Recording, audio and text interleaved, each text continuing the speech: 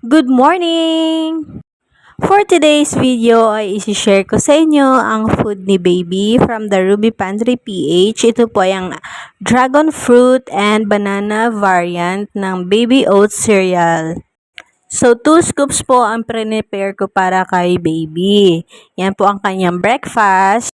Super gustong gusto ni baby itong baby oats cereal. Kaya nag-try ako ng iba't ibang variant na lang. And this time, ang kakainin niya is dragon fruit with banana. Yan, kulay pink siya. Easy to prepare lang din to mga mami. Lalagyan nyo lang siya ng water. And then, imekos-mekos nyo na. Tapos, papakain nyo na kay baby. Ayan, tingnan nyo naman. Gustong-gusto ng anak ko. At din sa nagustuhan ko dito ay dairy-free siya, soy-free, gluten-free, no salt and sugar added. So, vegan siya, so plant-based mga ginagamit nilang ingredient. Kaya safe na safe po ito para sa mga baby 6 months and up. As you can see, naubos ni baby yung food niya, simot na simot. Palaging ganyan ang kanyang food kapag gustong gusto niya talagang kainin. Talagang nasisimot niya.